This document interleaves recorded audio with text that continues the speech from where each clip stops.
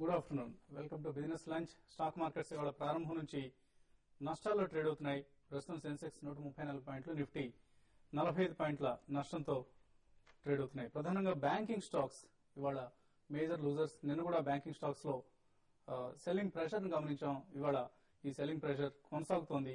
State bank of India ప్రస్తుతం almost 2.5% కంటే ఎక్కువ నష్టంతో ట్రేడ్ అవుతుంది. 74 రూపాయల నష్టంతో 28.78 దగ్గర ట్రేడ్ అవుతుంది. అలాగే ఇతర బ్యాంకులు HDFC bank, ICICI bank, Canara bank, PNB ఇలా దాదాపుగా అన్ని బ్యాంకుల షేర్లలోనూ నష్టాలు కనిపిస్తున్నాయి. బ్యాంక్ స్టాక్స్ భారీగా నష్టపోతున్నాయి. అలాగే రియల్టీ స్టాక్స్ లో కూడా అమ్మకాల ఒత్తిడి కనిపిస్తుంది. అయితే oil and gas sector stocks మాత్రం బహుశా క్రూడ్ ప్రైస్ పెరుగుతున్న కారణంగా కావచ్చు, ఆయిల్ అండ్ గ్యాస్ స్టాక్స్ లో మాత్రం లాభాలు కనిపిస్తున్నాయి. రిలయన్స్, ఓఎన్జీసీ రెండు కూడా స్ట్రాంగ్ గా ట్రేడ్ అవుతున్నాయి మార్నింగ్ నుంచి. అలాగే ఇతర ఇండెక్స్ బేస్డ్ స్టాక్స్ లో Maruti, Hero Honda, auto stocks కూడా, ఇలాంటి ఆటో స్టాక్స్ కూడా, బజాజ్ ఆటో, ఇటువంటి ఆటో స్టాక్స్ కూడా ఇండెక్స్ మద్దతునిచ్చే ప్రయత్నం చేస్తున్నాయి. అయితే టాటా మోటార్స్ లో సెల్లింగ్ ప్రెషర్ కనిపిస్తోంది. ఇతర ఏషియన్ మార్కెట్స్ తో కంపేర్ చేస్తే మన మార్కెట్స్ అండర్ పెర్ఫార్మ్ చేస్తున్నాయి. సమీప భవిష్యత్తులో higher crude prices, inflationary pressures market గమనంపై ప్రభావం చూపించే అంశాలుగా చెప్పుకోవచ్చు. సో బ్యాంకింగ్ స్టాక్స్ ఇవాళ ఎందుకు భారీగా నష్టపోతున్నాయి, బ్యాంకింగ్ రంగంలో అసలు ఏం జరుగుతుంది, ఈ అంశంపై ప్రస్తుతం మనతో మాట్లాడేందుకు బ్యాంకింగ్ రంగ నిపుణులు అలాగే IDBI bank director Shri K Narasimhamurthy telephone line సిద్ధంగా ఉన్నారు. నరసింహమూర్తి గారు, గుడ్ ఆఫ్టర్నూన్. గుడ్ ఆఫ్టర్నూన్ అండి. సో నరసింహమూర్తి గారు, అసలు బ్యాంకింగ్ రంగంలో ఏం జరుగుతోంది? ఇన్ఫాక్ట్ చాలా కన్సర్న్స్ వ్యక్తం అవుతున్నాయి. బ్యాంకులు డిపాజిట్ రేట్స్ పెంచుతున్నాయి, కానీ at the same time lending rates పెంచలేకపోతున్నాయి అన్న వార్తలు వస్తున్నాయి. లాస్ట్ 6 months లో deposit rates almost 3 to 4 times పెంచాయి వివిధ బ్యాంకులు. సో దీనికి ప్రధాన కారణాలుగా దేని పేర్కొంటారు మీరు? బేసిక్ గా అండి, ఇన్ఫ్లేషన్ ఎక్కువ అవుతుందని చెప్పి మన వడ్డీ రేట్లు టైటన్ చేస్తూ పోయిందండి ఆర్బీఐ. ఎన్నిసార్లు టైటన్ చేసినా మన బ్యాంకర్లు వెంటలేదు, వాళ్ళు ఎక్కువ వడ్డీ రేట్లు టైటన్ చేయట్లేదు. ఎందుకు చేయట్లేదు అంటే లిక్విడిటీ కొంచెం ఎఫ్ఐఎస్ మనీ బాగా వచ్చి అప్పుడు లిక్విడిటీ బాగుండేది. సడన్ గా లాస్ట్ 15-20 days లో మళ్ళీ ఎఫ్ఐఎస్ ఎప్పుడైతే డబ్బులు తీసేసాయో మనకి లిక్విడిటీ కాన్స్టెంట్ బాగా వచ్చాయి.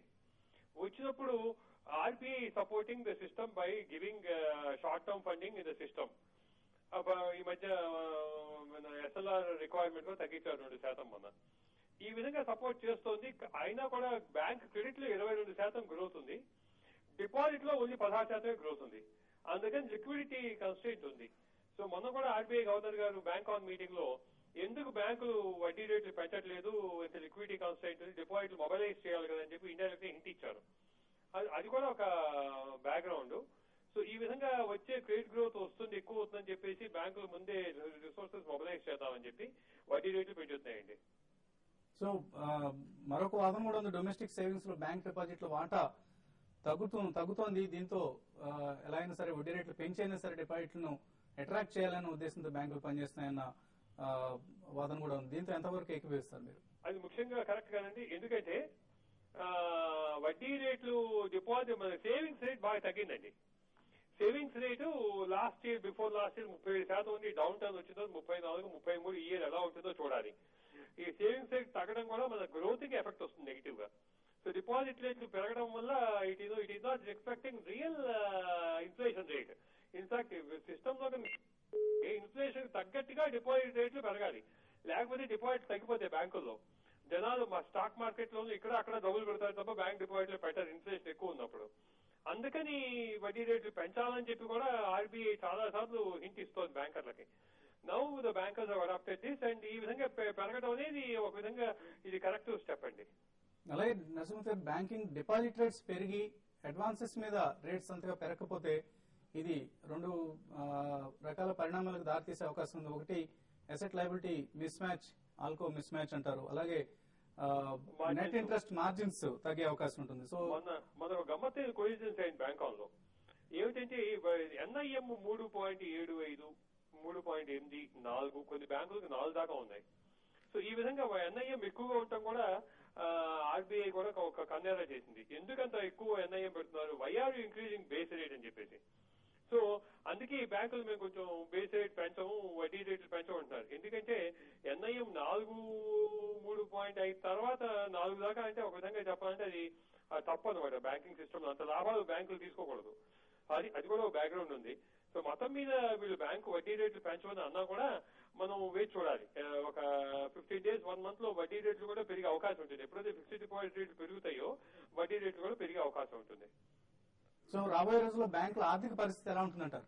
బ్యాంకుల ఆర్థిక పరిస్థితి మీద ఏం ప్రాబ్లం ఉండదండి. లాభాలు బాగానే ఉంటాయండి. వీళ్ళు వడ్డీ రేట్ పెంచుతారు, గ్యారంటీగా పెంచుతారు. They will not compromise on NIM. ఎందుకంటే they have to take care of capital adequacy ratio, Basel 3, risk weightage, NPA provision పెట్టాల్సి వస్తుంది. అందుకని ఇవన్నీ ఉంటాయి కాబట్టి ఎంతసేపు ఇన్ఫాక్ట్ మన బ్యాంకర్స్ కాన్ఫరెన్స్ లో ఈ చైర్మన్ రిటార్ట్ అయ్యారు ఆర్బీఐ గవర్నర్ గారికి. if you want to bring restrictions on interest rates, it becomes regressive అని చెప్పి వాళ్ళు ఆల్రెడీ రిటార్ట్ అయ్యారు. అందుకని చెప్పి నేను నా ఉద్దేశంలో వడ్డీ రేట్లు ఏవి కంట్రోల్ చేస్తారనుకోను. కాకపోతే 4 ఉన్న ఎన్ఐఎం కొంచెం 3.5కి వస్తుంది తప్ప అంతకంటే తగ్గిస్తారని నేను అనుకోనండి. అలా ఫైనల్ గా చెప్పండి, స్టాక్ మార్కెట్ లో బ్యాంక్ షేర్లు లాస్ట్ ఫ్యూ డేస్ గా చాలా భారీగా నష్టపోతున్నాయి. దీనికి మెయిన్ రీజన్ గా అంటే రకరకాల కన్సర్న్స్ మార్కెట్ లో ఉన్నాయి, రకరకాల ఆందోళనలు వ్యక్తం అవుతున్నాయి బ్యాంకులకు సంబంధించి. ఏదైనా అంటే నెగిటివ్ ఫ్యాక్టర్స్ ని మీరు మెన్షన్ చేయగలరా దీనికి సంబంధించి?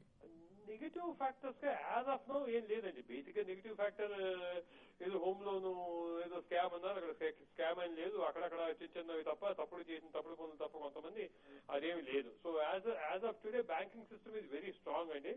నెగిటివ్ ఫ్యాక్టర్స్ ఏం లేవు. కాకపోతే ఈ లిక్విడిటీ కాన్స్టెంట్ వల్ల వడ్డీ రేట్లు పెరగడం వల్ల బ్యాంకులకు ఆశించినంత లాభాలు ఉండకపోవచ్చు అని చెప్పి బ్యాంక్ స్టాక్స్ కొంచెం ప్రైసెస్ ప్రెషర్ ఉండొచ్చు. Okay sir, thank you. వీళ్ళు ఓవర్ గా బుక్ చేసి ఉండొచ్చు, ఓవర్ గా అంచనా వేసి ఉండొచ్చు. అది లాభాలు కొంచెంగా తగ్గుతాయి అని చెప్పి కొంచెంగా బ్యాంకింగ్ స్టాక్ మీద స్ట్రెయిన్ ఉంది తప్ప యాజ్ సచ్ గా బ్యాంకింగ్ సిస్టమ్ లో మనకి ఇవాళ మేజర్ ఇదేం లేదండి. కాకపోతే యూరోపియన్ క్రైసిస్ ఏమన్నా డీపెన్ అవుతే వరుసగా ఇంకో 3-4 కంట్రీస్ పడిపోతే, ఐర్లాండ్ పడిపోయింది, ఇంకో 2-3 వికెట్లు పట్టడానికి రెడీగా ఉన్నాయి ఈ డెట్ క్రైసిస్ లో. మీరు ఏమన్నా పడితే అప్పుడు ఏమన్నా కొంచెం క్రైసిస్ రావచ్చు, అప్పుడు ఏమన్నా బ్యాంకింగ్ మీద కొంచెం ఎఫెక్ట్ ఉండొచ్చు. Okay sir, thank you Narasimhamurthy garu. So overall గా బ్యాంకుల ఆర్థిక పటిష్టతకు వచ్చిన నష్టం అయితే ఏమీ లేదు. మార్కెట్స్ కొంత ఓవర్ రియాక్ట్ అవుతున్నాయన్న రీజన్ ను నరసింహమూర్తి గారు ఇవ్వడం జరుగుతుంది. సో ఈ పరిస్థితిపై ప్రస్తుతం మనతో మాట్లాడేందుకు అనలిస్ట్ బాలాగారు అలాగే సుందర్ గారు సిద్ధంగా ఉన్నారు. సో బాలాగారు ఓవరాల్ గా ఆయన నరసింహమూర్తి గారు చెప్పిన వాదన కావచ్చు, లేదా మార్కెట్ లో ఉన్న కన్సర్న్స్ కావచ్చు, ఓవరాల్ గా బ్యాంకింగ్ సెక్టర్ మీద మీకు ఎటువంటి విశ్లేషణ ఉంది? ఇప్పుడే ఆయన చెప్పినట్టు over a period of time ఇవన్నీ ఈవెన్ అవుట్ అయిపోతాయండి. ఆపరేషనల్ ఎఫిషియన్సీ బేసికలీ ఇప్పుడు వాళ్ళు ఇంక్రీజ్ చేసుకోవాలి. ఎందుకంటే ఆయన నిపుణులు ఆయన చెప్పారు ఒక 50 basis points net interest margin లో తేడా వచ్చే అవకాశం ఉందని, అబౌట్ 4% నుంచి 3.5%. బట్ ఆపరేషనల్ ఎఫిషియన్సీ పెంచుకుంటే 0.25 basis points, somewhere around 3.5 to 4% మధ్యలో 3.75 కి కూడా డెఫినెట్లీ వెళ్ళొచ్చు. ఇదే కాకుండా మనకి మళ్ళీ ఇప్పుడు జనవరి తర్వాత ఫ్రెష్ అలొకేషన్స్ ఎఫ్ఐఐ వచ్చి ఒకవేళ మనకి మళ్ళీ ఎమర్జింగ్ మార్కెట్స్ లోకి ఇంక్లూడింగ్ ఇండియాలోకి డాలర్ డెల్యూజ్ కనుక జరిగితే మనకి డాలర్ ఇన్ఫ్లో కూడా బాగా ఉంటాయి. డెఫినెట్లీ మళ్ళీ కొద్దిగా లిక్విడిటీ పెరిగే అవకాశం ఉందండి. అప్పుడు డిపాజిట్ రేట్స్ మీద అంతగా పెరగకపోవచ్చు ఆశాజనకంగా. ఇప్పుడైతే కొద్దిగా పెంచుతున్నారు. స్టేట్ బ్యాంక్ ఆఫ్ ఇండియా వాళ్ళు ఆల్రెడీ అనౌన్స్ చేశారండి. సో ఇతరత్ర వేరే banks the just waiting in the wings అనమాట. ఒకవేళ మళ్ళీ ఇన్ఫ్లోస్ బాగా పెరుగుతాయి పోస్ట్ జనవరి, అప్పుడు కొద్దిగా లిక్విడిటీ పరిస్థితి మళ్ళీ మెరుగయ్యే అవకాశం ఉందండి. సో ఈ నేపథ్యంలో over a period of time 1 or 2 quarters లో ఇది అంతా ఈవెన్ అవుట్ అవుతుంది. సో నెట్ ఇంట్రెస్ట్ మార్జిన్స్ ఒకటి మార్జిన్ రిక్వైర్మెంట్స్ కూడా కొద్దిగా టైట్ చేశారనుకోండి.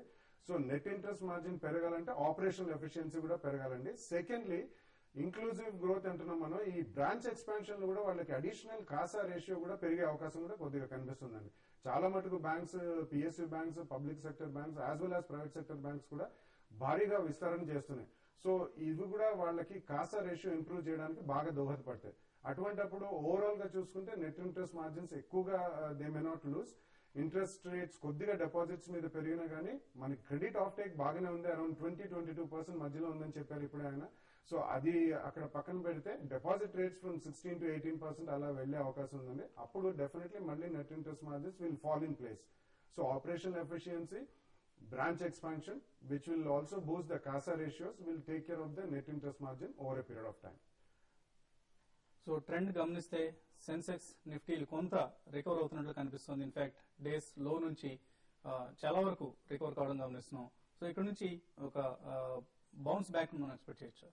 నా ఉద్దేశంలో అయితే మార్కెట్ ఇంకా టెక్నికల్ గా వీక్ గానే కనిపిస్తుంది. 5950 దగ్గర చాలా సేపు కిందే ట్రేడ్ అవుతుంది, మార్కెట్ వీక్నెస్ కనిపిస్తుంది. బహుశా యూరోపియన్ మార్కెట్స్ అని కొంచెం ఫ్లాట్ గా కొంచెం పాజిటివ్ గా రావడం తోటి ఇక్కడ కూడా కొంచెం షార్ట్ కవరింగ్ తో పెరిగింది. బట్ ఏదైనా సరే ఇవాళంతా కూడా కొంచెం కన్సాలిడేషన్ కొనసాగుతుంది. క్లోజింగ్ బేసిస్ చాలా ముఖ్యము. ఒకవేళ క్లోజింగ్ కనుక 5950 కింద లేదా 60 కింద క్లోజ్ అయినా కూడా short term correction next level 5900 వరకు వెళ్ళే అవకాశం ఉంది. మార్కెట్ అయినా కనుక ఈ లెవెల్ కన్సాలిడేషన్ 6000 పైన క్లోజ్ అవుతూనే టెక్నికల్ గా ఒక అప్ ట్రెండ్ అని చెప్పుకోవచ్చు. సో 6000 పైన క్లోజ్ అవునంత వరకు డెఫినెట్ గా లాంగ్ ట్రేడర్స్ అందరూ కూడా కొంచెం కాషియస్ గా ఉండండి. లాంగ్ పొజిషన్ తీసుకోకుండా ఉంటే మంచిది. సో అన్లెస్ 6000 పైన క్లోజ్ అవుతుంది లాంగ్ పొజిషన్ తీసుకోండి. షార్ట్ పొజిషన్ కూడా క్యాష్ కొంచెం కాషియస్ గా బిల్డప్ చేయొచ్చు.